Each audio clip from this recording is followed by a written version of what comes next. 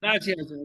Vamos a dar inicio a nuestra reunión número 274 del Grupo de Interés Cultural de Sesimin, citada para el lunes 1 de septiembre a las 6 de la tarde. Tenemos tres temas internacionales de mucha actualidad. Rusia, Ucrania, Estados Unidos, Venezuela y Colombia, Perú. Nuestro invitado de hoy es Julio Londoño Paredes y quien nos va a hacer la moderación, Rafael Rincón Ordóñez. Julio es muy conocido por todos. Yo simplemente quiero decir dos cosas muy sencillas. Fue militar y diplomático y actualmente es académico.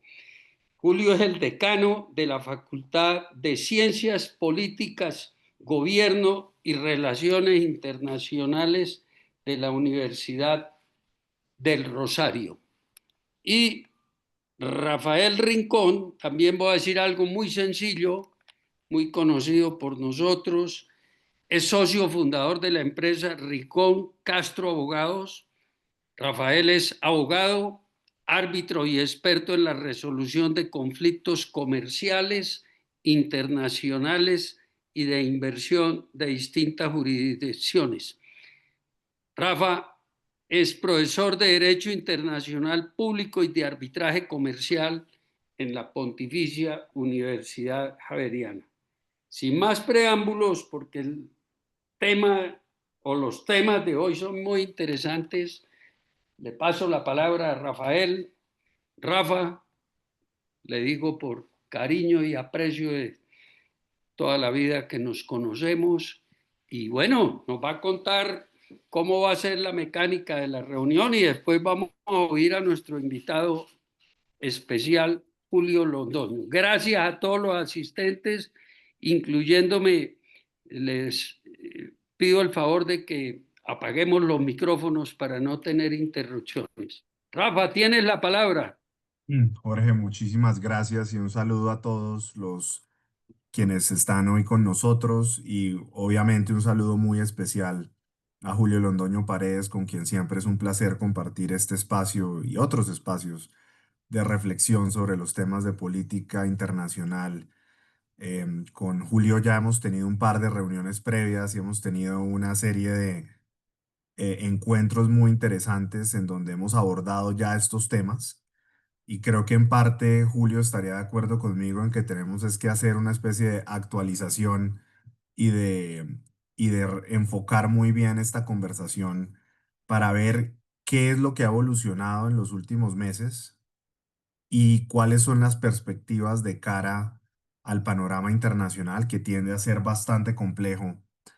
Por poner un ejemplo, mientras nada más Jorge convocaba esta reunión en los últimos días, pues hemos tenido obviamente varios desarrollos. El fin de semana, el supuesto, se hablaba de un supuesto ataque al avión de la presidenta de de la Unión Europea, Ursula von der Leyen, cuando iba hacia Bulgaria, y que al parecer fue un ataque cibernético, que se señala supuestamente estuvo involucrado la Federación Rusa.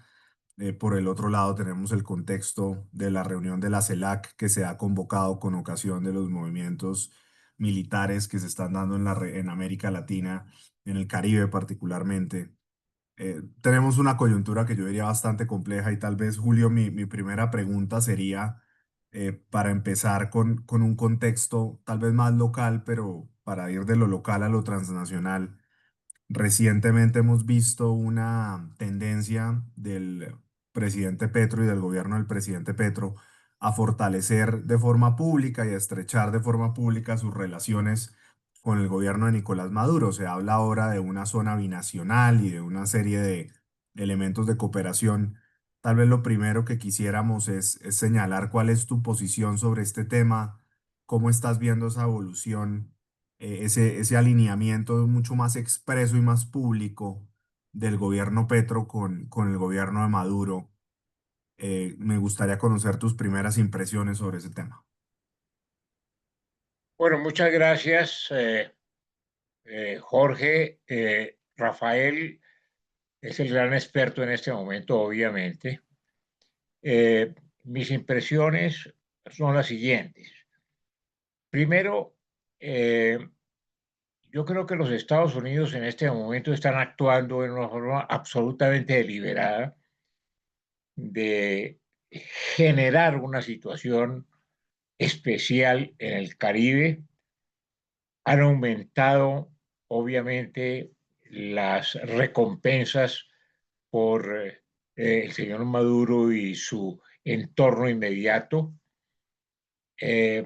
Y hay una situación especial de nerviosismo en los círculos gubernamentales venezolanos. Es la primera vez que eso sucede. Entonces, yo creo que es una primera situación.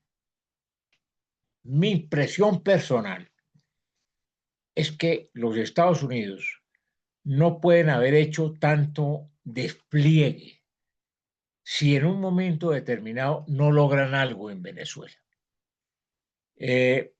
Trump se desprestigiaría notablemente si después de las declaraciones de altos funcionarios del gobierno norteamericano, del secretario de Estado, del secretario de Defensa, de senadores, resulta que se va y la situación queda exactamente igual.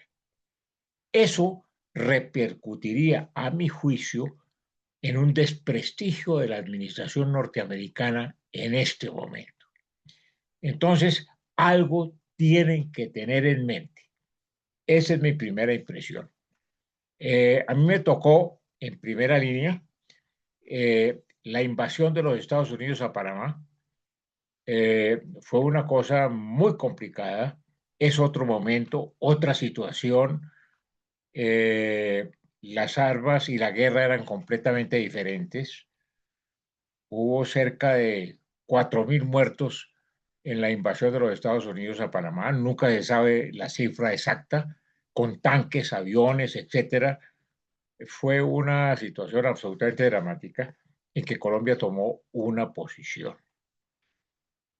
Ahora la guerra ha cambiado, la situación ha cambiado, pero a pesar de eso, en este momento se vería muy complicado que los Estados Unidos simplemente en un momento determinado se retiraran y no pasaba absolutamente nada.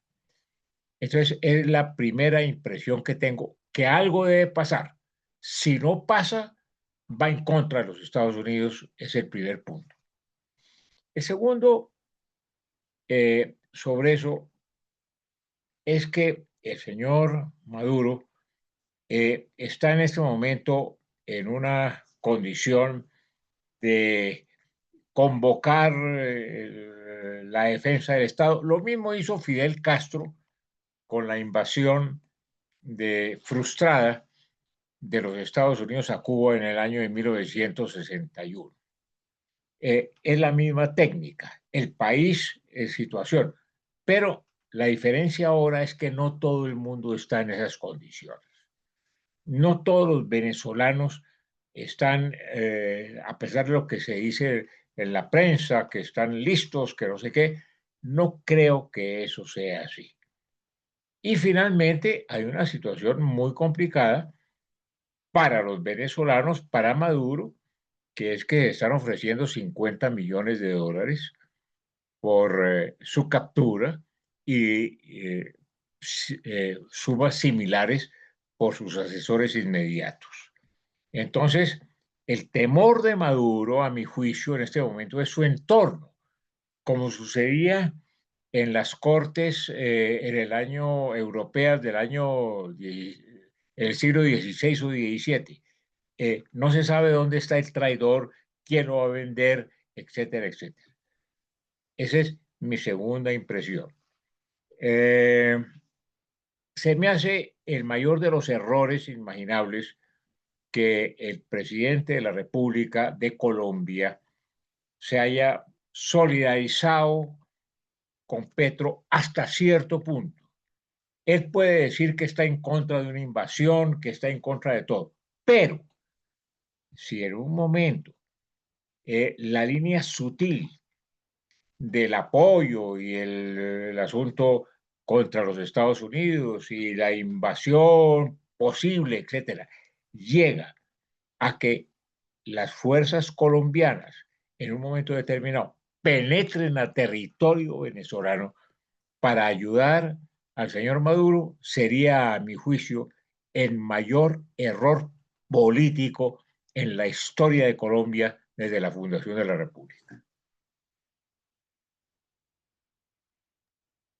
Julio, sobre este tema, ¿cuál pues o crees que es la estrategia del gobierno Petro frente a Venezuela? Digamos, a ver, lo pregunto desde dos ámbitos. El primero, en los primeros años de gobierno, el presidente Petro buscó siempre mantener cierta distancia con el gobierno del presidente Maduro. Incluso, si ustedes recuerdan las declaraciones después de las elecciones de julio del año pasado, pues no eran unas declaraciones 100% públicas alrededor del apoyo de dicho gobierno. Había cierto distanciamiento, cierta separación, cierto grado de autonomía y de independencia en las posiciones. Pero hoy pareciera que es mucho más cercano perdón, mucho más público ese acercamiento. ¿Por qué? Y por qué crees que para Petro pueda resultar rentable publicitar ese acercamiento? Rafael, yo creo que es demagogia. Fíjate tú una cosa muy especial. Maduro dice, primero hay una cosa absolutamente equívoca y absurda en Colombia, que es una zona de paso, de distensión, no se sabe exactamente cómo se llama, firmada por la ministra de Comercio de Colombia. Una cosa que todavía no se sabe qué es y que va a ser demandada en todas partes, extrañísima. La versión de esa zona la ha dado el señor Maduro, no Petro. Maduro ha dicho que es una zona de paz en que se van a unir los ejércitos en un momento determinado. Eh, Petro tuvo que decir, no, no, es articulación de los ejércitos. Cualquiera que sea modalidad, no se sabe si el supuesto desplazamiento de 25.000 soldados es en ese contexto o no. Fíjense ustedes una cosa. Hace algún tiempo, muy poco, el presidente ordenó un desplazamiento general, una acción sobre el Catatumbo. En la situación que se presentó, 100 muertos, una confrontación entre dos grupos armados a ver quién tenía los accesos a las rutas del narcotráfico, una situación absolutamente dramática. Entonces el gobierno ordenó el desplazamiento de una serie de unidades militares hacia el Catatumbo, comandadas por uno de los mejores generales del ejército que todavía se encuentra allá. Ahora, en una de esas expresiones que tiene, dice que desplaza 25.000 hombres. Adicionalmente, 25.000 hombres son 40 batallones. Yo no sé dónde lo sacará, de Cauca o alguna parte para allá. Y entonces Maduro agradece profundamente el gesto del presidente, porque dice, no, es que esto constituye geopolíticamente una zona de seguridad, una zona de amortiguación para Venezuela en su frontera occidental. Si tenemos 25.000 hombres colombianos, 15.000 venezolanos adicionales a los que había, entonces obviamente no va a haber problemas por el flanco occidental. Para el presidente Maduro es una garantía en un momento determinado, relativa, que está el frente occidental resguardado. Mientras el señor Diosdado Cabello dice defenderemos casa por casa, manzana por manzana, convencido que estamos todavía en en la batalla de Stalingrado en la Segunda Guerra Mundial, y resulta que la situación se ha modificado notablemente. Entonces, creo en el fondo que Petro ha ido hasta un punto Yo creo que los Estados Unidos tienen perfectamente calculado hasta qué punto puede ir, porque a mi juicio también es censurable totalmente una intervención de los Estados Unidos abiertamente en Venezuela. Eso sería un error político de Trump brutal y no creo que lo vaya a cometer. Pero, naturalmente, en el momento en que de esa expresión, de esas censuras, etcétera, etcétera, se pase a algo más, que sería la colaboración directa en un momento determinado con el régimen de Maduro, sería absolutamente fatal para Colombia.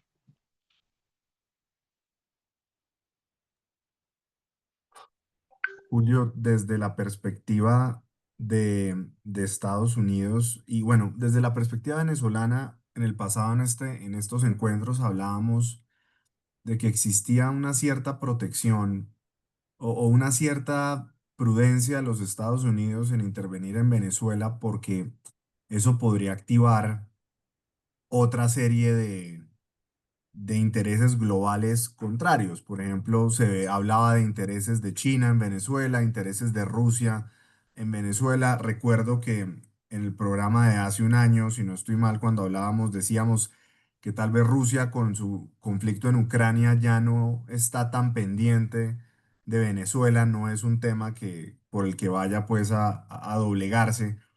Pero ¿qué pasa con China y cómo se vería eventualmente un cambio de régimen venezolano por parte del gobierno chino? Mi querido amigo Rafael, yo pienso que los chinos son mucho más sagaces de lo que uno piensa. Fíjate tú que tienen 9 proyectos en Colombia, empezando por el metro de Bogotá, 9 proyectos muy importantes. Entonces, los chinos son pragmáticos.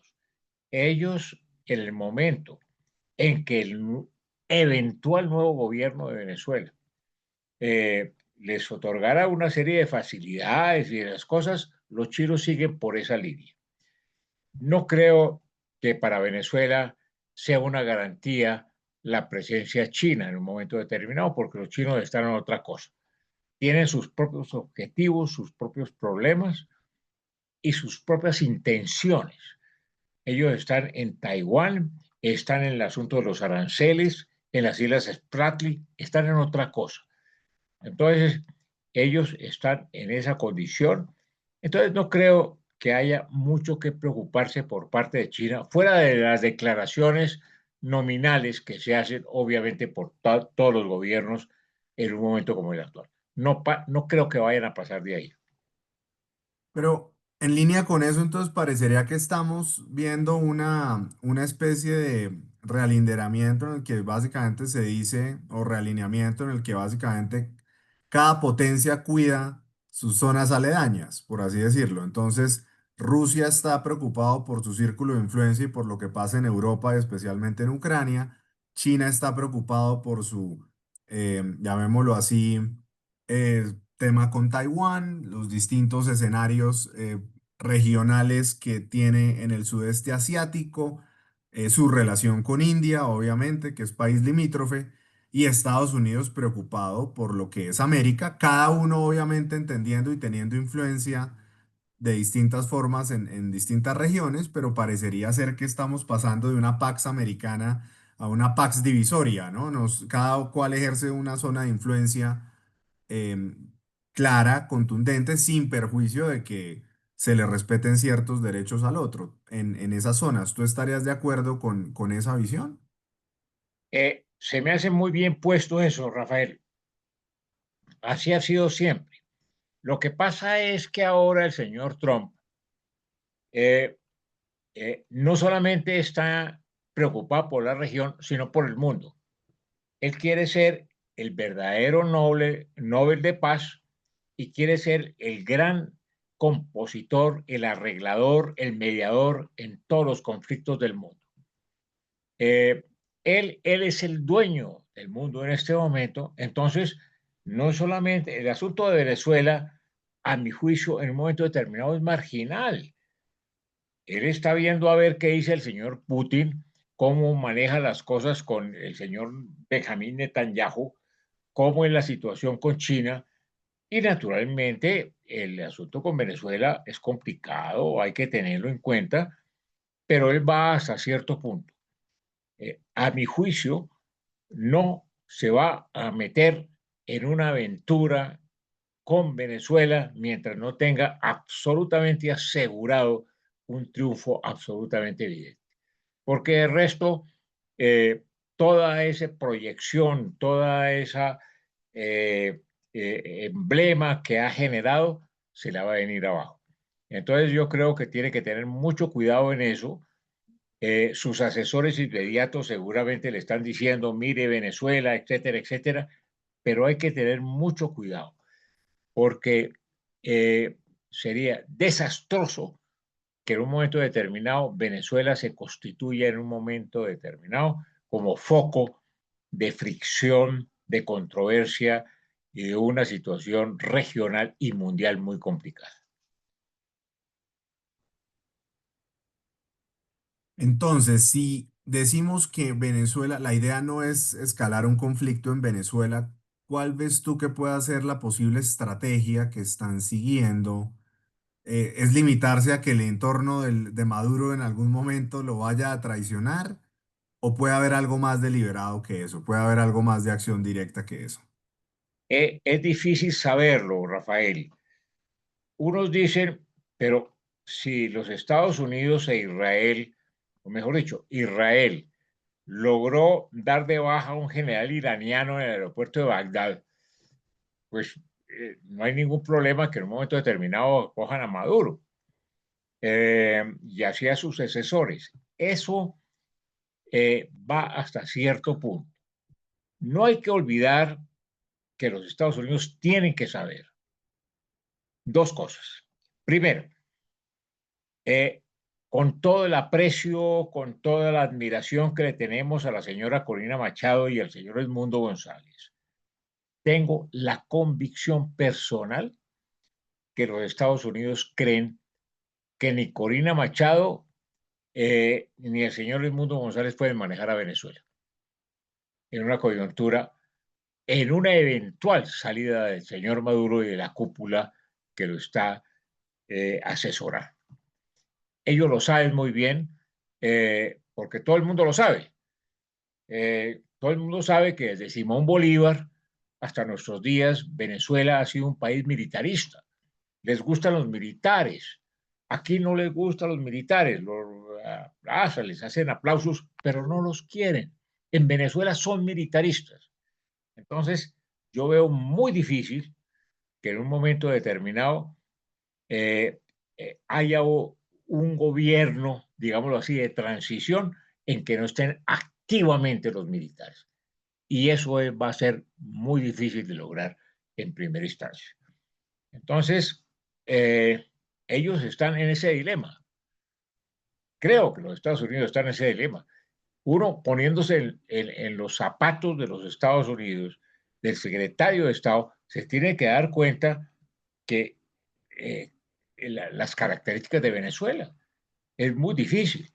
Fíjense ustedes la complejidad que hay en Venezuela. No hay que olvidar, vuelvo a repetir, que en Venezuela sé que hay por lo menos un 30% de los venezolanos que son eh, no, no maduristas, sino chavistas. Entonces, ese 30% pesa en el país. Eso hay que reconocerlo y eso es así. Uno no puede desconocer esa situación. Oh, que todo el mundo quiere estar en... No, sí, entre ellos los chavistas, pero en un momento determinado, cuando las cosas tomen otro rumbo, esos chavistas se van a unir a Maduro en una forma muy clara. Eso es una situación muy complicada. Para nosotros, mi querido Rafael, pienso que el hecho de que en Venezuela, en un momento determinado, por una razón o por otra, se concerte, se lleve a cabo una guerra civil entre bandos, sería funesto para nosotros no nos vamos a escapar de una situación de esas características. Sería complicadísimo. Puede ser que el señor Maduro se vaya y que el señor, el general y demás. Es posible, pero una confrontación interna en Venezuela, como ha sucedido siempre en la historia de Colombia y de Venezuela, nos va a afectar necesariamente.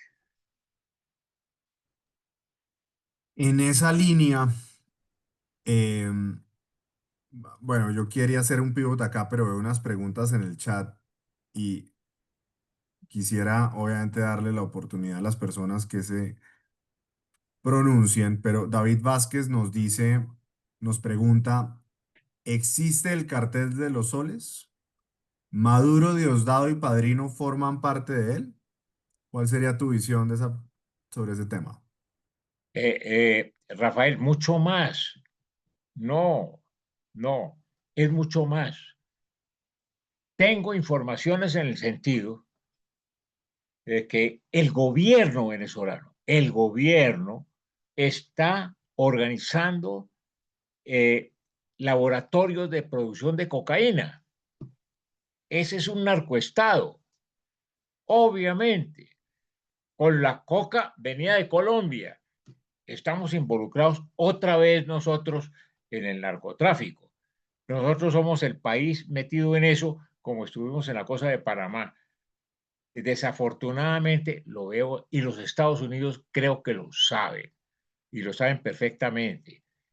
Son el gobierno mismo en un momento determinado el que entra a procesar y a contribuir a ese efecto con la coca colombiana. Entonces es mucho más que el cartel de los soles. Es una cosa generalizada, es una, como han dicho los Estados Unidos cuidadosamente, es un narcoestado. Y dime una cosa, ¿cómo vemos en ese escenario em, a Petro? Porque en el fondo nosotros tenemos un tema con Estados Unidos y es si vamos a ser desertificados o no. ¿Qué rol juega el tema venezolano y la relación del gobierno Petro con el gobierno Maduro en esa decisión que deba tomar Estados Unidos? Rafael, te doy mi impresión personal. Yo creo que vamos a ser desertificados, no hay duda, pero depende de la desertificación. Estoy convencido que los Estados Unidos no van a actuar dentro del marco de la desertificación a quitarle los recursos a las Fuerzas Armadas para la lucha contra el narcotráfico. Estoy convencido que los Estados Unidos no van a cometer el error brutal de subir los aranceles a los productos agrícolas de Colombia, a las flores, al café, a las frutas, porque sería simplemente alentar el narcotráfico. No creo que eso lo vayan a hacer. Creo que ellos van a hacer una cosa de carácter moral en un momento determinado, es decir, los desertificamos, pero eso tiene siempre sus modalidades, es una cosa de carácter moral, pero efectivamente no creo que puedan tomar una acción de esas características que realmente afecte a todos los colombianos. Eh, entonces, eso en primera instancia. Y yo creo que el señor Petro está jugando en la demagogia obvia, eh, echando contra los Estados Unidos, la cosa. Hay una reunión del CELAC, todos contra. Eso puede decir todo lo que quiera. Eso no le preocupa mucho a los Estados Unidos, están acostumbrados a eso. No creo que les preocupe mucho. Les llega a preocupar cuando llega a haber una acción y una colaboración de otras características que la deben tener perfectamente detectada. Es decir, resisten y aguantan todas las cosas, todas las expresiones, que es un asunto de carácter doméstico, pero van hasta cierto punto. Muy interesante. Yo veo que Gabriel León tiene la mano alzada ya hace un tiempo. Gabriel, por favor, Listo, gracias, bienvenido. muy amable. Coronel Londoño, muy grato escucharlo nuevamente. Son dos comentarios y una pregunta. Primer comentario. Petro, cuando dijo lleven 25.000 soldados a la frontera, al día siguiente el ministro de Defensa dijo, en la frontera están los que están, no va a salir un soldado más para la zona porque no hay más. O sea, eso fue como se dice vulgarmente, carreta del presidente y el otro le aplaudió a Maduro de allá, hicieron mutuos abrazos, pero no va a haber un soldado adicional, o sea, los 25.000, pura carreta. Otro comentario, la fuerza que tienen los Estados Unidos frente a Venezuela, eso no es para invadir un país. Con 4.000 marines, usted no invade Venezuela. Eso no es mucho, sale de toda lógica. A Maduro lo tumban la gente interna de Venezuela y para eso trajeron destructores con misiles, una tandita de misiles y los venezolanos que se alboroten. Si los venezolanos no se alborotan internamente, ahí no va a salir nada de eso. Y los gringos no van a hacer el oso. Es otra cosa que es algo que dice el coronel. No van a hacer el oso. ¿Quién sabe cómo vaya a terminar eso? Pero, y la pregunta es la siguiente.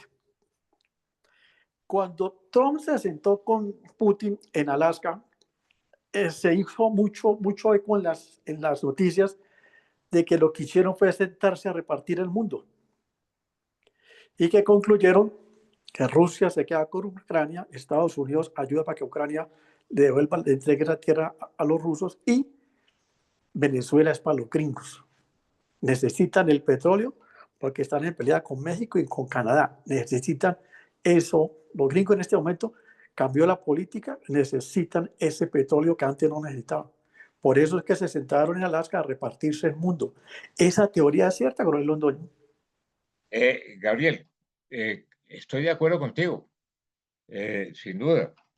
Yo creo que los Estados Unidos eh, necesitan necesariamente tener la reserva petrolera de Venezuela al lado, independientemente de de cuál sea el gobierno y en qué condiciones. Eh, Estoy completamente convencido de eso. También estoy convencido de lo que tú dices, que la posición de Trump frente a Rusia y Ucrania es una muy clara. Señores, hay que resignarse a que las provincias orientales de Ucrania sean rusas, hablan ruso, tienen ascendiente ruso y están en la práctica controladas por Rusia, incluyendo la península de Crimea. La contraprestación es que Ucrania no sea parte de la OTAN, como es lógico. Entonces las cosas van en ese sentido y obviamente los rusos no son tan tontos de meterse en este momento en las cosas de Venezuela fuera de hacer declaraciones de carácter absolutamente general y diplomático como ha sucedido hasta el momento. Es que una cosa, digámoslo así, Zelensky es muy jodido. Zelensky le dijo, cuando Trump le dijo, págueme las armas, él dijo, sí, claro, cojan los materiales preciosos. Y Trump dijo, sí, los cojo. Pero es que los materiales que ellos quieren están principalmente en las zonas invadidas por los rusos. Entonces, tienen que sentarse los Estados Unidos y Rusia a ver cómo hacen ese negocio de los metales preciosos, porque eso es lo que tiene invadido Rusia en este momento. Y eso es con lo que Trump les dijo, les pago con unas cosas que en este momento no son mías. Entonces, ahí deben sentarse o ya se sentaron a repartirse los minerales. No sé cómo funciona eso. Eh, Esa ha sido la historia del mundo, Gabriel. Vamos a ver eh, qué sigue de aquí en adelante. Bueno, yo quisiera sobre esto que estamos oyendo, si pudiéramos aprovechar este pivot que hicimos a Rusia. Pero antes, David hacía una contrapregunta a la respuesta sobre el cartel de los soles y nos decía, ¿Petro podría ser acusado de ser miembro, colaborador o cómplice del cartel de los soles? Y antes de cederle la palabra a Julio, aquí voy a entrar simplemente como abogado y como eh, abogado internacionalista, a decir, en el mundo a cualquiera lo pueden acusar de cualquier cosa. El punto es que se pruebe. Y ahí entonces el tema va a ser si, por ejemplo, estaría en el interés de Estados Unidos por ejemplo, llevar procesos judiciales en contra de jefes de Estado, que no creo que sea esa un objetivo de política pública de los Estados Unidos, y mucho menos en el caso del presidente Petro, que creo que tiene obviamente una obra y una labor de gobierno en donde sería muy difícil decir que está actuando como cómplice o colaborador de ese cartel. Los procesos en contra de jefes de Estado son terriblemente complejos a nivel judicial y a nivel político, y eso ya no se está viendo.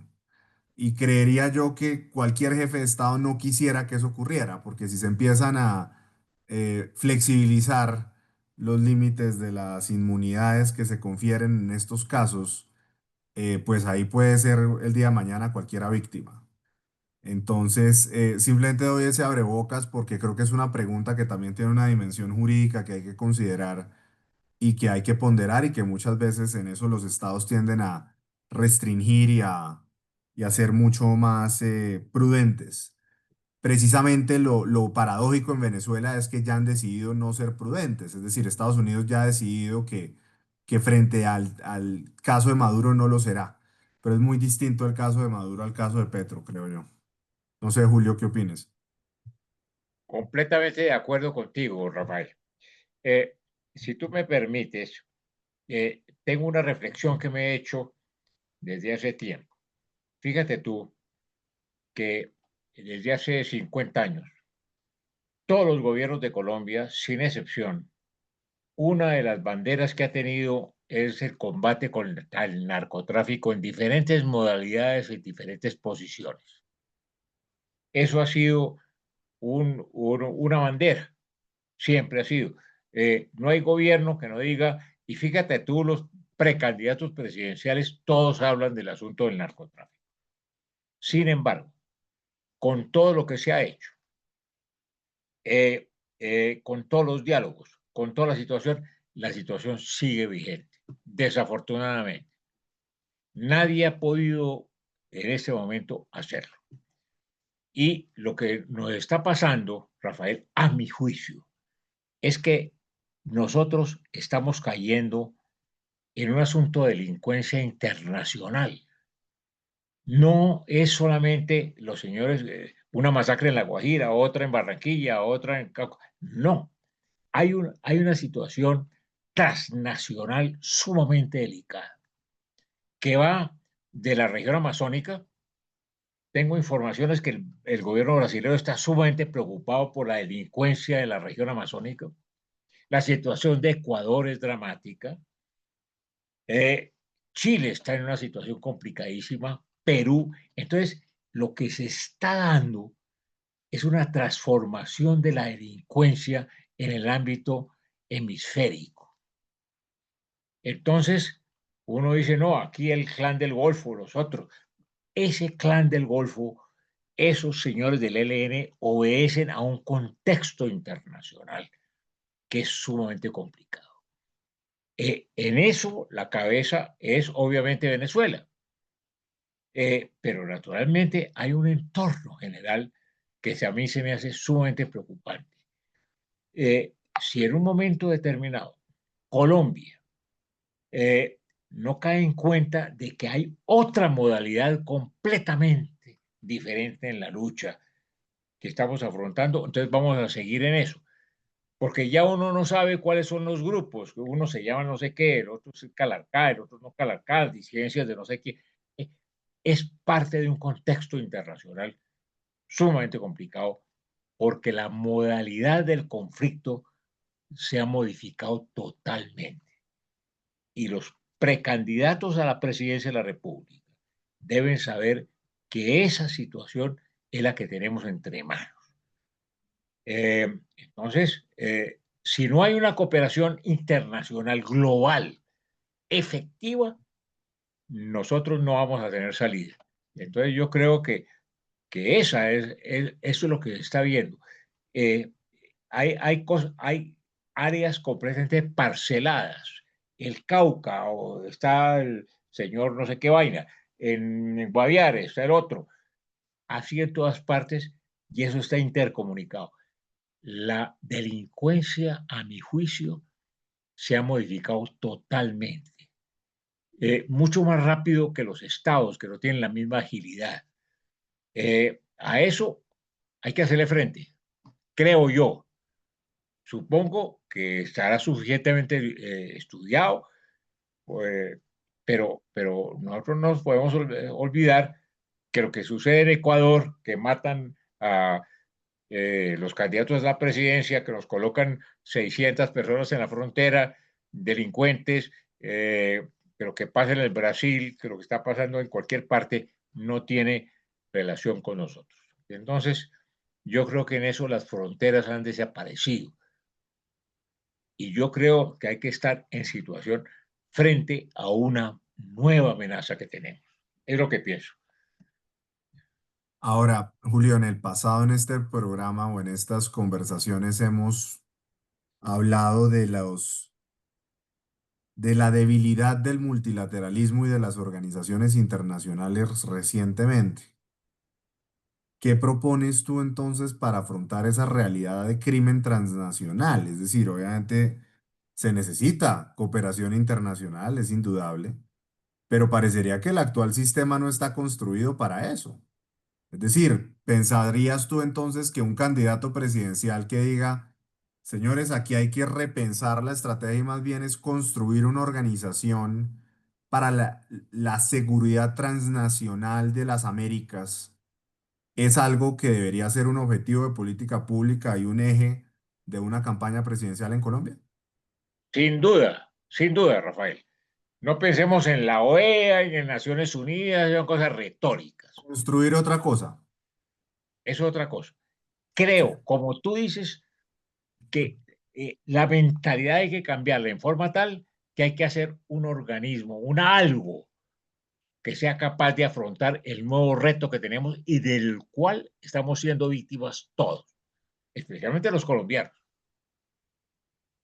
Ahora, si eso fuera así, parecería que es imposible construir esa organización sin el apoyo de Estados Unidos. ¿Estamos de acuerdo? Sin, sin duda ninguna, sin duda Bueno, pero ninguna. entonces, si eso es así, entonces, una u otra forma, pues la región tendría que trabajar en construir en su conjunto una buena relación con el presidente Trump y con el gobierno de los Estados Unidos, y Estados Unidos tendría a su vez que hacer un esfuerzo por construir esa buena relación. Me refiero, por ejemplo, a que parecería imposible una organización de esa naturaleza con Estados Unidos, con el distanciamiento que hay entre Estados Unidos y Brasil, por ejemplo, que son países necesarios en una alianza de esa naturaleza. Entonces, en la práctica, ¿cómo buscaríamos lograr esa alianza o por lo menos cómo buscaríamos lograr esa participación de esos estados? Rafael, tú has señalado de una forma muy clara el reto que tenemos. Ese es el reto. Ese es el reto. Nosotros estamos en ese contexto, coincido plenamente que no vamos a ser capaces nosotros solos de hacer alguna cosa si los Estados Unidos no están metidos en las cosas. Pero que también es un interés para los Estados Unidos, que tienen que dar cuenta de esa situación. Porque al fin y al cabo, a pesar de que hemos sido el patio trasero de los Estados Unidos, ahora puede ser una situación completamente diferente. Ya no es el asunto de más o menos coca, no, es una cosa de mayores proporciones y yo creo que los Estados Unidos deben tener en cuenta esa condición y esa situación. Tienen que promover eso. Eh, Veo posiciones como la del Brasil. Bueno, obviamente que es la gran potencia, han actuado con más cautela, con más cuidado. Pero fíjate tú que por ahí han salido rumores de que se frustró en un momento determinado un plan que tenían los brasileños para sacar a Maduro de Venezuela, etcétera, etcétera. Pero yo creo que los Estados Unidos lo están pensando. Tienen la experiencia de lo que ha sucedido anteriormente. Tienen la experiencia de Panamá, tienen la experiencia de Grenada, tienen la experiencia en Afganistán. Tienen una cosa muy complicada que hay, que es mi impresión personal, pero me tocó vivirlo en vivo, en directo. ¿Recuerdan ustedes el error que cometieron los Estados Unidos al ir detrás de Saddam Hussein en Irak? Al fin y al cabo, Saddam Hussein, un dictador espantoso, todo, pero controlaba el Medio Oriente. Colgaron al señor Saddam Hussein y se entró todo el terrorismo por todo el Medio Oriente que todavía se está padeciendo. Fíjese usted lo que pasó con Gaddafi en Libia, que era amigo de todos los jefes de Estado de Europa y no sé qué, y en un momento determinado resolvieron sacarlo. Sus guardaespaldas, Costa, eran cubanos. Y en un momento determinado dieron la orden, bueno, déjenlos morir porque ¿qué hacemos? Libia está en el desastre total. Entonces, los Estados Unidos, si no han cogido esas experiencias, estarían perdidos. Venezuela es un asunto en que deben tener mucho cuidado. No es el momento en que se tomen decisiones con efervescencia y calor. Y supongo que habrá asesores internamente que indiquen los riesgos que puede tener en un momento determinado una situación que de todas maneras nos cogería a nosotros de pasada, ¿no? Nosotros no vamos a ser absolutamente indemnes frente a cualquier situación que se presente en Venezuela. Sin duda. Hay una pregunta que Néstor Salazar nos hace acá y es, de una forma, la demagogia populista de parte y parte. Es diferente cuando la ejerce una potencia económica o militar a cuando la hace el presidente Petro. ¿Y cuáles pueden ser sus consecuencias, las consecuencias de sus desafueros y retos a Estados Unidos? ¿Y en qué medida, además de la vergüenza moral, nos afectará a todos? ¿Aleja aún más la inversión? ¿Frena e intimida más a los empresarios nacionales? ¿Alienta la criminalidad terrorista? Y yo creo que pues ya hemos adelantado parte de esa respuesta con esto que tú nos acabas de decir, y es que precisamente esos enfrentamientos de América Latina y Estados Unidos, pues lo que están llevando precisamente es a que ese fraccionamiento lleve al fortalecimiento de organizaciones criminales transnacionales, porque en la medida en que los estados no trabajen conjuntamente, armónicamente en construir las capacidades para luchar contra esas organizaciones, pues simplemente estaremos bajo el imperio del crimen. Pero tal vez para ir un poquito más a profundidad a la pregunta de Néstor, yo te diría, pensemos en un panorama 2026 e imaginémonos que te llama el nuevo presidente y te dice, oiga, necesitamos repensar la relación con Estados Unidos. Antes había sido una relación tal vez anclada en lo ideológico, ¿no? En la idea de que eh, nos alineamos ideológicamente a Estados Unidos. Hoy pareciera ser que esas ideologías están cambiando o esas visiones están cambiando. ¿Qué consejo le darías tú al nuevo presidente para repensar y replantear la relación con Estados Unidos para que estas cosas que Néstor señala no nos afecten? Yo le diría al nuevo presidente, mire, dígale a los Estados Unidos que su seguridad depende de nosotros. Ya no es un asunto de que si los norteamericanos consumen cocaína o no consumen cocaína, es un asunto de seguridad. Por lo tanto, los Estados Unidos tienen que hacer ahora en este momento, no posteriormente, un esfuerzo muy especial frente especialmente a determinados países de América Latina, los más importantes, los más connotados, entre los cuales se encuentra Colombia, para evitar esa situación.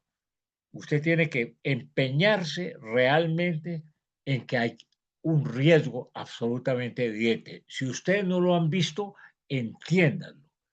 Nosotros tenemos que conservar nuestra independencia, nuestra autonomía y no ser de ninguna manera satélites de los Estados Unidos, porque eso sería muchísimo peor.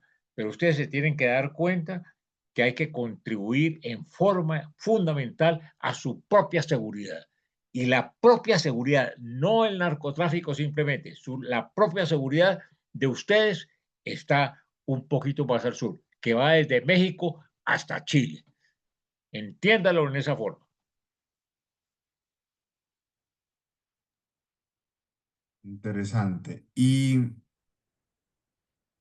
imaginémonos que entonces ese nuevo presidente no lograra, en conjunto otros presidentes no lograra llegar a la cabeza y a los corazones de los norteamericanos. No, porque todavía vemos que el sentimiento norteamericano aislacionista, o por lo menos de tratar de inmiscuirse menos en la política exterior, por lo menos del votante norteamericano, sigue existiendo. Y ahí la pregunta es, si Estados Unidos no llegara a ser ese socio indispensable que se necesita para afrontar esa criminalidad transnacional, ¿tú cómo ves ahí a las otras potencias? Por ejemplo, ¿ves a China jugando algún rol en ese sentido? ¿O desde que China pueda seguir haciendo lo que está haciendo, no va a desplegar recursos? Rafael, estoy completamente de acuerdo. Todos se van a quedar viendo desde la barrera las cosas. China no se va a meter, Rusia no se va a meter, nadie se va a meter, desafortunadamente, porque no es el sector de ellos. China se mete en Taiwán, se mete en Irak, se mete en la India, pero no se mete en América Latina. No son tan tontos. Y los rusos están con sus cosas. Aquí hay una responsabilidad moral y política de los Estados Unidos. En este momento parecería que que hay digamos, una esperanza que el secretario de Estado, senadores norteamericanos, conocen la situación de América Latina en general, la conocen, porque antes no les importaba. Los secretarios de Estado de los Estados Unidos no tienen ni idea si Colombia era Colombia o no sé qué vaina, o si la capital era La Paz, no les importaba. Ahora hay una aproximación en ese sentido. A mí se me hace importante eso. Se me hace que es muy mal negocio de Colombia ponerse a echarle vainas a los Estados Unidos permanentemente. Eso no es conveniente para Colombia. Para el objetivo de cualquier gobierno, de izquierda, de derecha, de centro, de cualquier condición que sea. Eso hay que manejarlo con cuidado. Eso sí, los Estados Unidos están acostumbrados a que les digan cosas, cuidado, están los submarinos, ¿no? Eso no importa, pero que no se pueden traspasar determinados límites, porque esos límites invisibles serían fatales para Colombia. Bueno, muy bien. Acá nos pregunta Germán Redondo si existe alguna evidencia de asociación entre el Tren de Aragua y el gobierno venezolano. Sobre ese tema, ¿tú qué sabes? Ahí sí me declaro ignorante. Yo también, Rafael, no tengo ni idea. Eh, no tengo ni idea. Yo creo que el Tren de Aragua es parte de lo que hemos dicho. Es parte del clan del Golfo, de lo no sé qué, de los otros. Es parte de un contexto general. Ese es el problema que hay. Por eso el Tren de Aragua está, dicen que está en los Estados Unidos, que está en Chile, en todas partes. Entonces, yo creo que el problema, como habíamos dicho anteriormente, es más general, es más global. Eh, no es que lo esté auspiciando o no auspiciando el gobierno, es un problema global que ojalá lo asumamos a tiempo. Bueno, entonces nos queda tarea, creo yo, sobre este tema, ir pensando en cómo sería esa organización de seguridad transnacional, porque sin duda alguna ese creo que va a ser el reto central de lo que estamos señalando. Hay un tema del que no hemos hablado, aunque bueno, para cerrar ya este tema, este primer horizonte y pasar a nuestro último tema, pero acá hablábamos si Estados Unidos ha hecho semejante despliegue de fuerzas, nos pregunta Manuel Galindo. Y el coronel Londoño nos dice que sería vergonzoso que se retiraran sin haber obtenido algo, pero por otro lado no es aceptable un ataque directo a la cúpula venezolana.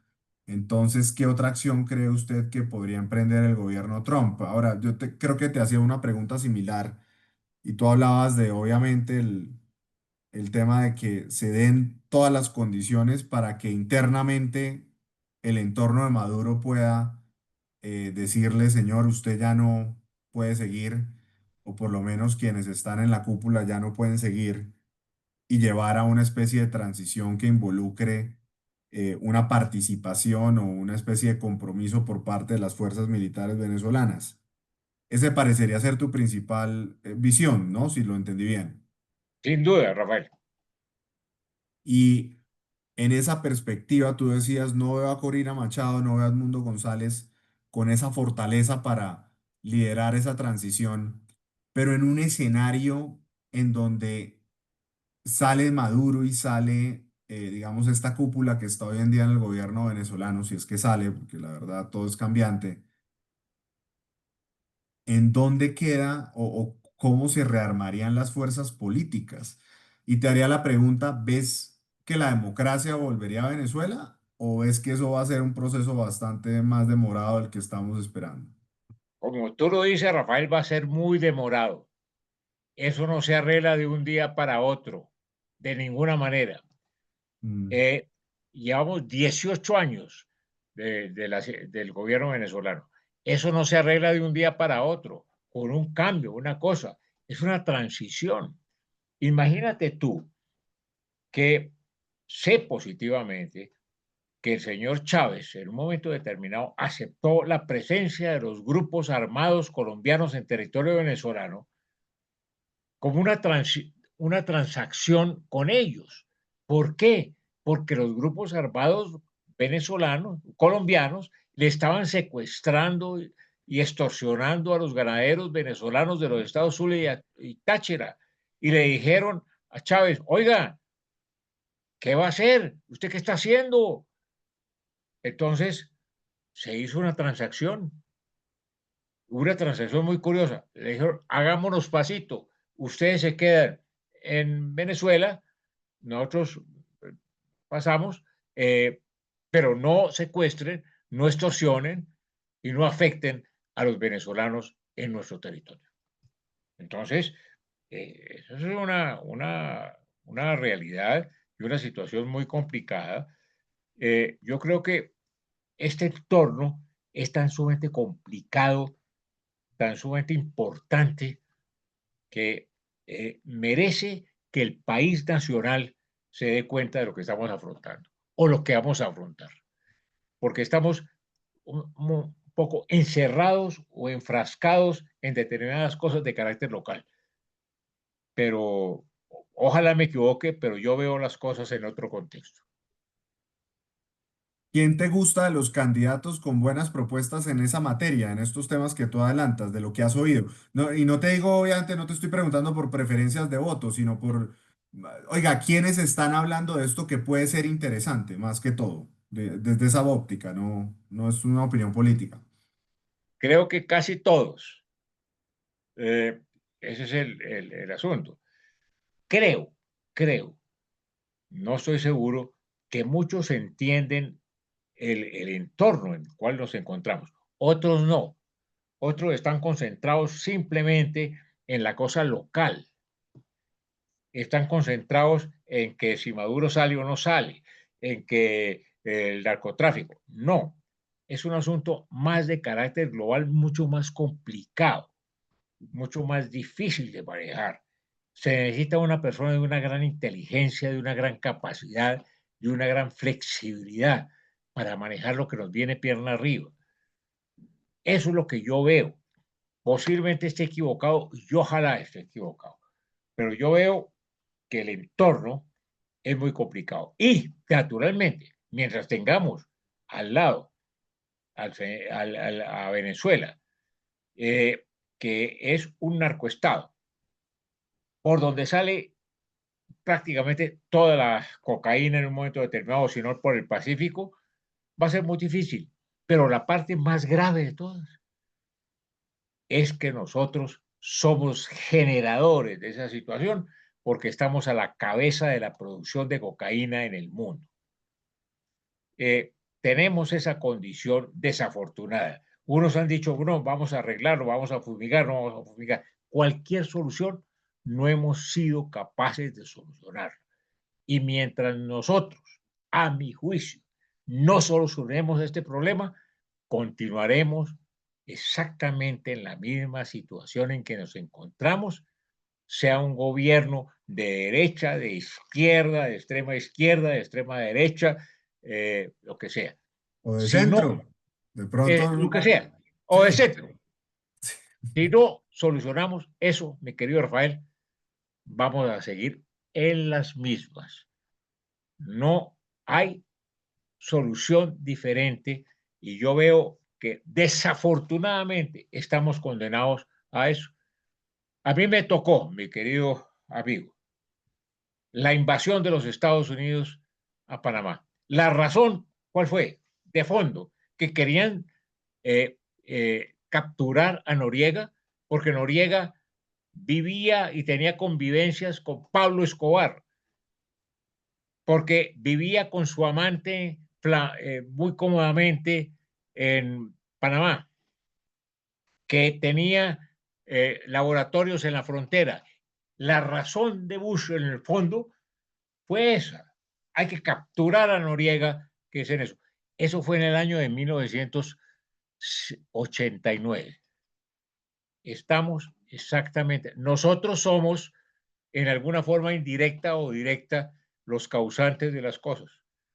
Entonces, no, el cartel de los soles existe porque sale la cocaína de Colombia. El señor Noriega salía porque estaba el señor Pablo Escobar. No podemos seguir siendo nosotros el protagonista en ese sentido para nuestra propia seguridad. Tenemos un hecho con aspersiones y aspersiones, con fumigaciones aéreas, sin fumigaciones aéreas. No sé la solución, pero es lo que pienso. Bueno, no hemos comentado el tema con Perú, que la verdad a mí me pareció algo extraño, ¿no? Es como una de esas disputas que nadie esperaba. Si alguien le fuera a preguntar a uno con qué país íbamos a tener una controversia limítrofe, creo que Perú habría sido el último en el que yo habría pensado. No sé cómo ves tú, lo ves como un tema de simple propaganda en la que cada gobierno o cada presidente lo busca para buscar construir solidaridad alrededor suyo, o hay un tema de fondo en este tema con Perú. Rafael, no hay tema de fondo. Desafortunadamente, por la dinámica del río Amazonas, la isla Chinería, que es una isla que queda frente a Leticia, que los leticianos lo llamaban Rondiña en algún momento determinado, tuvo una accesión, una unión de una islita que se llamó Santa Rosa. Si usted, mi querido Rafael, jurista y experto en solución de conflictos y todas esas cosas, va, la isla Chinería y la isla Santa Rosa, de acuerdo a los tratados entre Colombia y el Perú, sería peruana. No hay posibilidad ninguna que no fuera peruana. Esa isla no fue asignada, obviamente porque no existía, pero se le pegó a una isla asignada al Perú. Entonces, el problema no es ese. El problema es que Leticia, por la unión de una isla peruana a su orilla, por la dinámica del río Amazonas, el río Amazonas está corriendo, digámoslo así, hacia el lado colombiano. Desafortunadamente puede en un momento determinado quedarse sin acceso, sin poderse embarcar al río Amazonas, los leticianos. Ese es otro problema, es un problema de hidrología, pero no es un problema de carácter jurídico. Esa isla Santa Rosa y la isla Chinería, que es la principal, ha sido habitada por peruanos y Colombia en un momento determinado reconoció que la isla era peruana. Entonces, se sacó del sombrero del mago esa situación, pues, ¿qué vamos a hacer? Sí, fue sin duda una imagen de campaña muy atractiva para el candidato Daniel Quintero. pero digamos que fuera de eso yo tampoco le vi mayor fondo a ese tema. No, eso Y es evidente. pareciera hacerlo porque fíjense que los presidentes pues ya dejaron eso en un segundo o tercer plano. Nadie parece estar hablando de esa cuestión en este momento. Se dieron cuenta cuál era la situación, Rafael. Bueno, pues eso sin duda alguna hace que por lo menos no nos tengamos que preocupar de un conflicto con el Perú, porque ya solo nos falta entonces ahora empezar a cazar conflictos por todos los límites. Sí, te recuerdo que en un momento determinado el Tratado Lozano-Salomón, firmado el 24 de marzo de 1922 con Colombia, que le costó la presidencia a Leguía por traidor a la patria, Sí, lo metieron en la cárcel. ¿Por qué lo hizo? Lo hizo por una cosa, porque dijo, en este momento el Perú tiene enemigos por todas partes. El único amigo que tiene el Perú es el Océano Pacífico. De tal manera que hay que tener mucho cuidado en ese sentido y manejar muy cuidadosamente las cosas. de acuerdo, no, no se ve un entorno fácil limítrofe desde esa perspectiva. Y creería yo, Julio, que lo que está pasando y uniéndolo con el tema transnacional es que estas organizaciones criminales quedan felices con estas cosas, porque al final la falta de control en las fronteras, pues es uno de los elementos centrales que permite que estas organizaciones sigan campantes. Toda la razón, Rafael, toda. Coincido plenamente contigo. No tengo nada más que agregar. Mm. Y si fuéramos entonces a pensar en un escenario de nuevo de cooperación, porque te estoy poniendo a hacer no, no quiero que seas adivino, pero sí un ejercicio de prospectiva.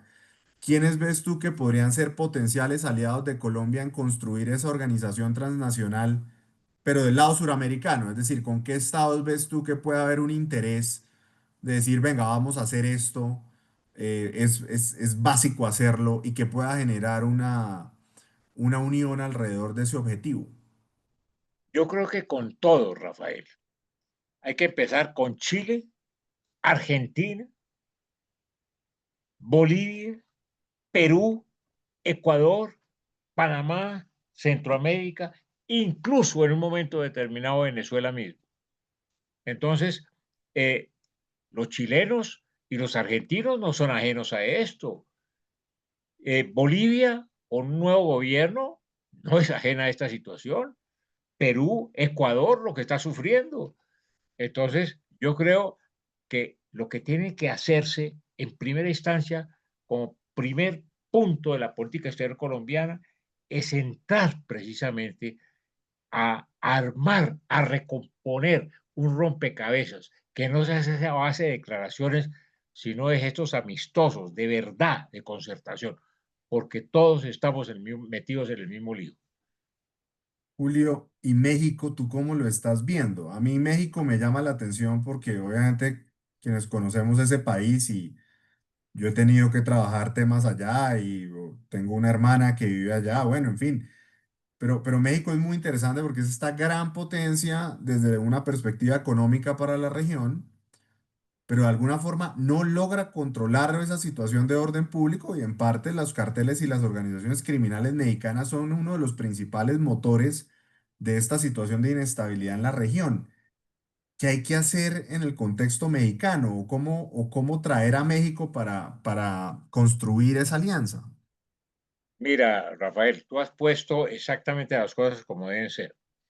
Sin México va a ser imposible actuar, eh, porque México es la clave, es la pieza fundamental del rompecabezas en este sentido. Entonces, hay que acercarse a México de una forma muy especial. Eh, en algún momento lo hicimos, Rafael. Hubo un momento en que entre México, Colombia, Venezuela y Panamá, que se armó el grupo de contadoras, logramos la paz en Centroamérica. El gobierno de México era otro, era el PRI, obviamente, etcétera, etcétera. Pero siempre en un momento determinado hay que generar eso. Como tú sabes muy bien, Rafael, en México existe una prevención sobre Colombia, sobre los colombianos. Es una situación que creen algunos mexicanos que la razón de sus desgracias y de sus problemas en alguna forma está generada desde Colombia. Yo creo que la relación con México es fundamental, una relación de amistad, leal, de concertación, eh, que México no puede ser aparte de eso, porque ha sido y es parte fundamental de rompecabezas, como tú muy bien lo señalas. Parte además fundamental de defender el derecho internacional. Uno puede Claro, tener sus diferencias con México, pero el aporte de los juristas mexicanos al derecho fundamental. internacional ha sido fundamental. No sé, me imagino que en el grupo Contadora tú estuviste con Bernardo Sepúlveda Amor y ¿Cómo con ese no? grupo. ¿Cómo Pues no? ahí están como los ejes de construir esa organización vía el derecho internacional. Sin duda. Bueno, es Después un reto fue bien vicepresidente de la interesante. Corte Internacional de Justicia, todas las cosas, Bernardo. Claro, claro. Hoy es un árbitro internacional muy reconocido también y profesor de Derecho Internacional. Eh, Hablemos para cerrar ya en estos 10 minutos antes de que abramos a preguntas, pero hablemos un poquito para cerrar de la evolución en el contexto de Ucrania. ¿Hay alguna novedad que tú quisieras reportar? La novedad que yo reportaría es que el conflicto se va a seguir desgastando hasta que no haya una solución pragmática que le sirva al señor Putin. Eh, y veo yo un interés renovado de Europa de apoyar a Ucrania, eso hay que decirlo. La pregunta es si será suficiente. Creo, Rafael, yo tengo una convicción muy personal. Estuve alguna vez en Ucrania, no ahora, sino hace muchos años, obviamente, y he estado con los rusos en varias oportunidades. Tengo una impresión personal. Yo creo que no habrá paz posible. No habrá paz posible hasta tanto no se cedan por parte de Ucrania los territorios orientales. Ucrania era una potencia, no es un paisito como mucha gente cree, una especie de, de Guatemala o de Costa Rica. No, una gran potencia. Era donde estaban todas las armas nucleares estacionadas durante la Unión Soviética. Ucrania es un gran país, pero obviamente Rusia es Rusia y el señor Putin quiere ser Pedro el Grande segundo y no puede darse el lujo de en un momento determinado ceder frente a Ucrania porque se cae Rusia. No solamente se cae él, sino se cae Rusia. Entonces, eh, las alternativas en eso son muy pocas. Es lograr que el señor Zelensky y los países de la OTAN estén de acuerdo en un momento determinado que hay que ceder, porque si no, de todas maneras, la guerra va a continuar.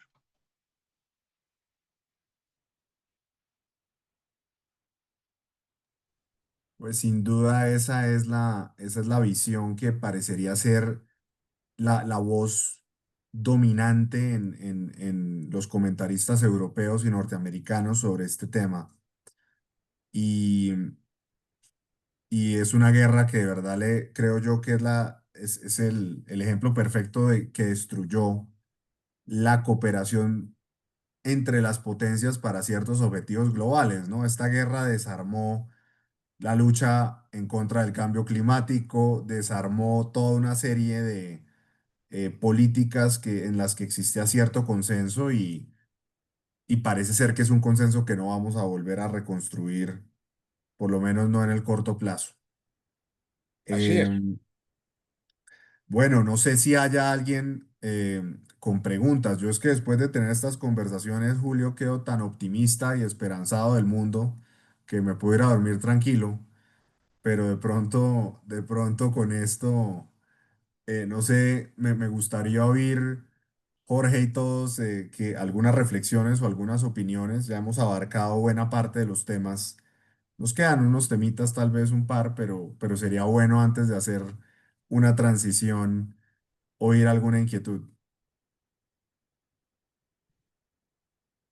No, pues Rafa, la exposición que ha hecho Julio y la moderación que tú has hecho, pues a mí personalmente me deja muy preocupado de lo que, en lo que estamos y de lo que viene en el mundo. Y pues hoy hemos tratado esos tres aspectos específicos que son situación actual de Rusia-Ucrania, todo el tema del conflicto Estados Unidos-Venezuela y pues el que menos en un momento dado pues tensiona o preocupa, creo que es el tema de Colombia con Perú, ¿sí? Que pues como lo dijeron ustedes, pues muy lógico y manejable, pero la situación específicamente de todo lo que viene a nivel mundial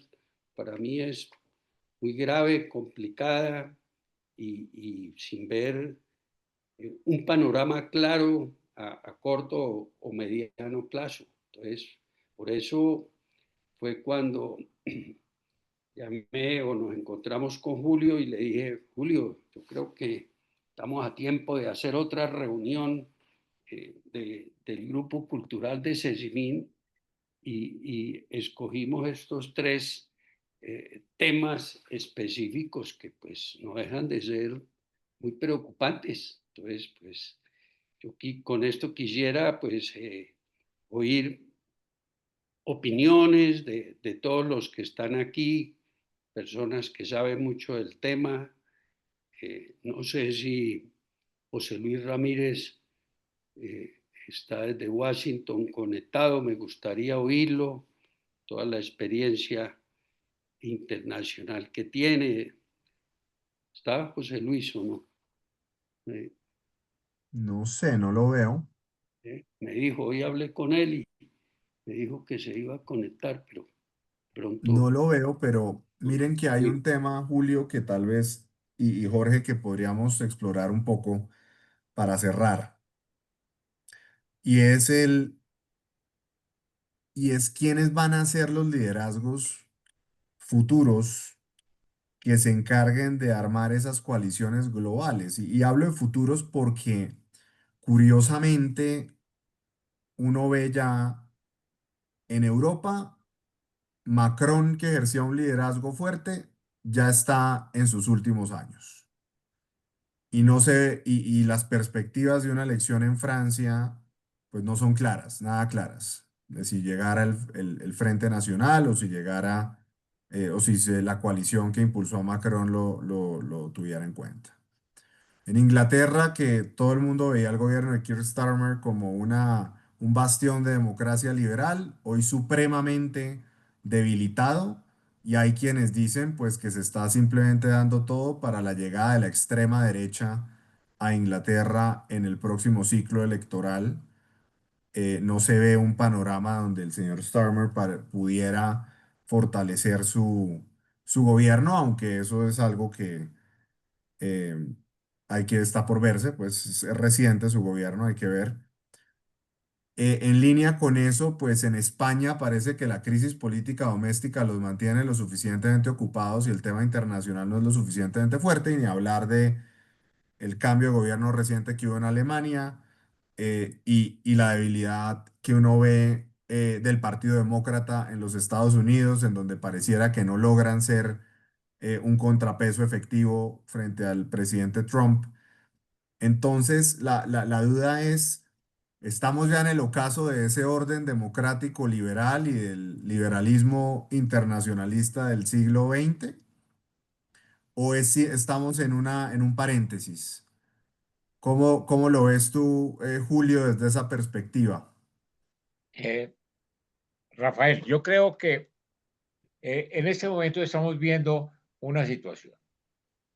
El gobierno colombiano ha actuado de, de secundario, de partner del gobierno brasileño. Entonces se escuda en lo que dice Brasil. Si Brasil dice una cosa, entonces Colombia hace exactamente lo mismo. Va a haber elecciones en el Brasil y va a haber un cambio de gobierno. Entonces, eso por una parte. Por otra parte, va a haber elecciones en Chile y la situación en Chile se va a modificar. De tal manera que en este momento, con Perú como está, con elecciones en el Brasil, con elecciones en Chile, es el momento en que Colombia surja nuevamente como un gran líder. No podemos quedar los países latinoamericanos y suramericanos en poder de Macri. No es posible. De tal manera que es la coyuntura para ese efecto. Creo que hay una oportunidad de oro en la política exterior y en la política general que Colombia pueda en este momento o en el futuro, no ahora, que pueda asumir en un momento determinado eh, un, un, un, un liderazgo en una coyuntura muy especial y muy importante.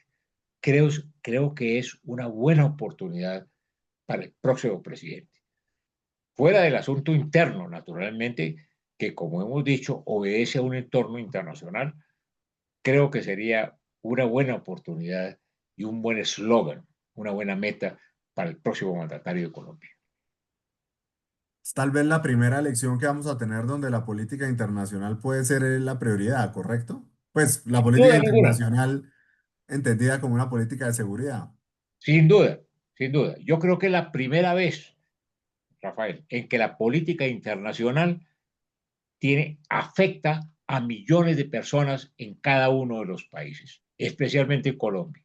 Eso nunca ha sucedido. La política internacional es una cosa medio de entelequias, de vainas, de posiciones, de cosas más teóricas, de cócteles. No, esto es un asunto en que cobija y la posición que en un momento determinado tome el Estado y tome el presidente tiene un efecto global sobre millones de personas. Ese es el reto que tenemos en este momento.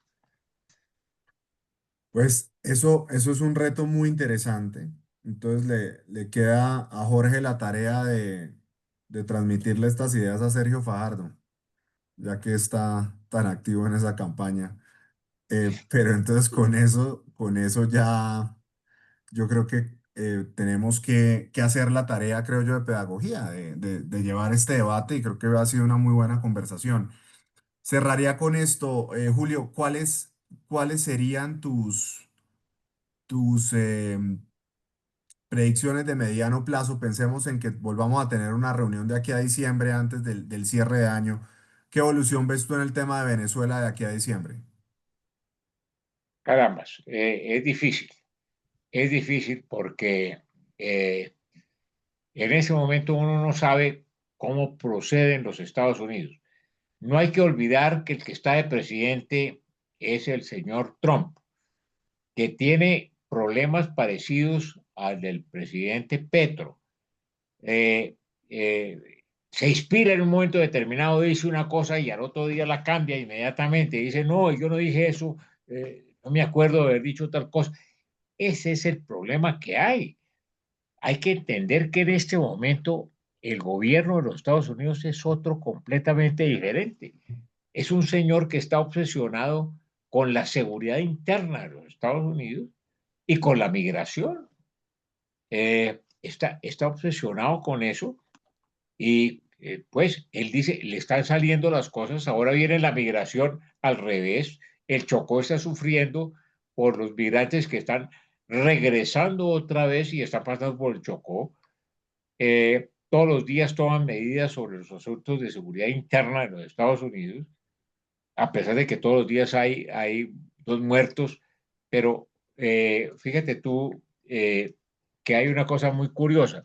A nosotros nos preocupa muchísimo y aquí salen muy desplegadas las noticias que un señor mató a 2 niños en una escuela en los Estados Unidos, en un estado de los Estados Unidos, y aquí hay 3 masacres el mismo día, 4 en La Guajira, 4 en Antioquia y 4 en el Cauca, y aquí no pasa nada y todo el mundo dice, no, se hace un plan de seguridad, un plan candado y se dan hasta 20 millones de pesos por la recompensa. Eso no es nada. Entonces, yo creo que lo que hay que convencer es esa situación que hay de inseguridad, que es absolutamente dramática lo que nosotros estamos observando, porque ya no es de una sola, no es del Cauca, no es del Guaviare, no es de Antioquia, no es de La Guajira, de todas partes, entonces de Bogotá. Entonces es una cosa muy complicada que yo creo que es el reto que hay que advertirle a los Estados Unidos, que si están preocupados en el asunto de seguridad, miren hacia acá, porque pueden lamentarlo posteriormente. Bueno, Julio, muchísimas gracias. Esto ha sido un placer, una conversación de muy agradable y de alto nivel. Creo yo que nos toca seguirla haciendo eh, cada mes, o por lo menos unos buenos meses. Debemos pensar hacia principios de diciembre, algo así por el estilo, para seguir actualizando, salvo que algo extraordinario ocurra, que siempre puede ocurrir. Me quedo con la sensación de que esa crisis el primer evento grande que vivimos que evidencia esa crisis de seguridad que mencionas fue el atentado en contra de Miguel Uribe, Claro, que es algo que sin duda alguna tiene unas explicaciones muy profundas y dramáticas, y es algo que no le hemos parado suficiente atención. Rafael, coincidimos contigo 100%. Te aseguro, pensamos exactamente igual eh, con lo que has dicho y con lo que piensas. Pues Yo un quisiera, placer. Julio, robarte unos minuticos para hacerte una pregunta de un tema que no era de lo de hoy, pero yo creo que es importante para nosotros y pues después hacemos el cierre. Es, ¿tú cómo ves la situación de Argentina, Milei, a casi 2 años de gobierno, en donde pues lo que uno lee y oye es que se le está cayendo la estantería, lo mismo su vicepresidenta, no sé, quisiera oírte sobre eso, porque Argentina sigue siendo en el contexto suramericano un país muy importante. Eh, eh, Mira, Jorge, sin duda alguna, lo que pasa es que como sucede con ese tipo de gobiernos, tienen muchos partidarios, pero muchos enemigos también, obviamente. Eh, el, el señor Milei ha hecho una demostración diciendo se acabó la corrupción, ahora la situación es diferente, todos han sido ladrones, etcétera. Pero Argentina es una situación sui generis. Desafortunadamente, toda la vida ha sido así. Yo recuerdo que alguien me decía que en Argentina, hasta hace muy poco tiempo, todos los presidentes tenían que ser peronistas. El que no era peronista por algún lado, sin decirse peronistas, estaba perdido, no podía ser presidente. Entonces, los argentinos tienen una condición que es similar a la de los venezolanos. A los argentinos les gusta la mano fuerte. Eh, el, eh, ¿Cómo explicas tú que Evita Perón y todos los peronistas hasta el gobierno anterior hayan dicho que son peronistas y viva Perón y no sé qué va a ir? En alguna forma les ha quedado eso. Entonces, ellos han estado acostumbrados un poco a eso. Creo que los argentinos han tenido siempre el pleito con el Brasil. Eh, Siempre los brasileños diciendo que son el país más grande del mundo, los argentinos no aceptan eso, incluso la rivalidad en fútbol sigue de ahí. Los uruguayos son un estado tapón ahí. Entonces, uno no sabe exactamente cuál es la situación de Argentina. Eh, Va de un caso, de un lado para el otro, eh, no sabe, no sabe uno. Es imposible poder uno decir, este va a ser el futuro. De todas maneras, eh, yo tengo una impresión. Mientras los argentinos puedan comerse, un obrero argentino pueda al mediodía comerse un bife de chorizo, eh, la situación no tiene problema. Lo importante es saber cuando le empiezan a decir no hay bife de chorizo, no pueden comerse el bife de chorizo porque no les alcanza la plata, ese es el problema. Mientras tanto, ellos pelean entre River y Boca y demás, y tienen otra serie de condiciones y otra serie de connotaciones. La rivalidad permanente con Brasil, ya la cosa con Chile pasó a otro plano, que fue muy complicada en su momento. Entonces, en resumen, uno no sabe qué puede pasar en la Argentina en un momento determinado, porque pasa fácilmente del cielo a la tierra con gran facilidad. Como dicen en Gracias. Argentina, ladrón o no ladrón, queremos a Perón. Así es, Yo creo que es, exactamente. sí, esa es, Se resume Yes. todo. sí. Bueno, antes de cerrar esto, vamos a publicitar nuestra próxima reunión, que es la número 275, que por el tema del partido de fútbol de Colombia-Venezuela, que es el martes, entonces se va a hacer el próximo lunes. Si quieres, la persona que me está manejando el tema de toda la logística de Sensimín me quiere hacer la presentación.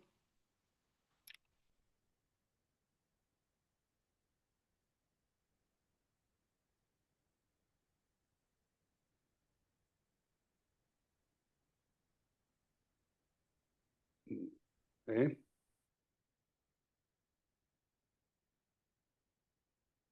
¿Sí? ¿Estás ahí? La persona de... Es que Cristina no está hoy, pero la persona... Hola, doctor, buenas noches. Sí, señor, qué pena contigo. Sí, tranquilo, tranquilo, ya veo que...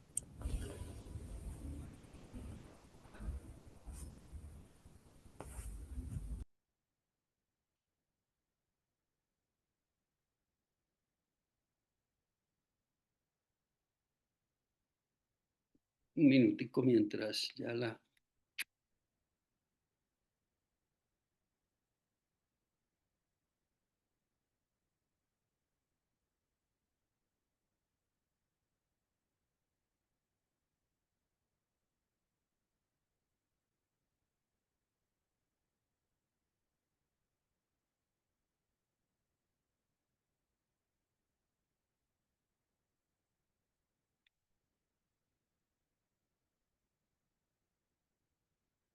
¿Sí la estás encontrando? Sí, doctor, ya la estoy descargando. Bueno, bueno, tranquilo. Les pido un minutico a todos y...